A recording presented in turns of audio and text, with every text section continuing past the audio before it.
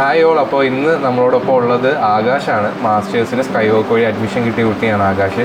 So hi Akash and congratulations.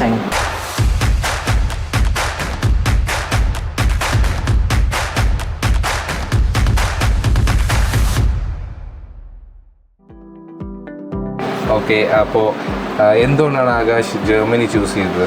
മെയിനായിട്ടും അവിടുത്തെ quality of എഡ്യൂക്കേഷനാണ്. അതെ അതെ. പിന്നെ അതുപോലെ തന്നെ വേറൊരു കൾച്ചറാണ് എക്സ്പ്ലോർ ചെയ്യാൻ വിചാരിച്ചത്. അതെ. അങ്ങനെയൊക്കെ ബാക്കി കൺട്രീസ് വെച്ച് നോക്കി നമുക്ക് ഫ്രീ ആയിട്ട് പഠിക്കാൻ പറ്റിയൊരു കൺട്രി ജർമ്മനിയാണ്. അതെ. ഓക്കെ, അപ്പോൾ ജർമ്മനിയിലേക്ക് ഇങ്ങനെ അഡ്മിഷൻസ് നോക്കിയപ്പോഴത്തേക്ക് എന്തുകൊണ്ടാണ് സ്കൈ ഹോക്കിനെ അപ്രോച്ച് ചെയ്യാൻ കാരണം?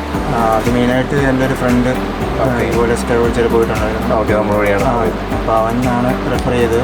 ഓക്കെ, അതുകൊണ്ട് തന്നെയാണ് ചൂസ് ചെയ്തത്. അപ്പോൾ എങ്ങനെയുണ്ടായിരുന്നു ഈ ജേർണി? നമുക്കറിയാം ഈ ജർമ്മനിയിലേക്കുള്ളൊരു പ്രോസസ്സ് എന്ന് പറഞ്ഞാൽ കുറച്ച് ബാക്കി കൺട്രീസ് വെച്ച് നോക്കുമ്പോഴത്തേക്ക് കുറച്ച് ലോങ് പ്രോസസ്സാണ്. നമുക്ക് അഡ്മിഷൻ തൊട്ട് അഡ്മിഷൻ ആണെങ്കിലും ഒത്തിരിയും കാര്യങ്ങൾ ചെയ്യാറുണ്ട്. അപ്പോൾ എങ്ങനെയുണ്ടായിരുന്നു അത് ചെയ്യാൻ? അഡ്മിഷൻ തൊട്ട് ഒരു വിസ വരെ എന്നെ കുറച്ച് പാടായിരുന്നു. എന്നാലും സ്കൈ വോക്ക് ചെയ്യാണ്ട് അത് കുറച്ച് എളുപ്പമായിട്ട് തോന്നി.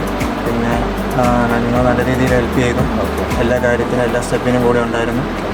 അതുകൊണ്ട് അത്ര പാടായിട്ട് തോന്നിയില്ല. ഓക്കെ, അപ്പോൾ ഇനി എന്തായാലും ഈ വരുന്ന മാർച്ച് ഇന്ത്യയിലേക്കാണ് പോകുന്നത്. അപ്പോൾ അവിടെ ചെന്നാലും അക്കോമഡേഷൻ കാര്യങ്ങളെല്ലാം സെറ്റാക്കി തരാമെന്ന് പറഞ്ഞിട്ടുണ്ട്. ഓക്കെ, അതെന്തായാലും നമ്മളവിടെ നിന്ന് തന്നെ ചെയ്തു തരും. നമുക്ക് ഇതുവരെ പോയ ഒരു സ്റ്റുഡൻസിന് അങ്ങനെ അഡ്മിഷൻ അക്കോമഡേഷൻ ഒന്നും ആവാതിരുന്നിട്ടില്ല. സോ അങ്ങനെയുള്ള പേടിയും കാര്യങ്ങളൊന്നും വേണ്ട.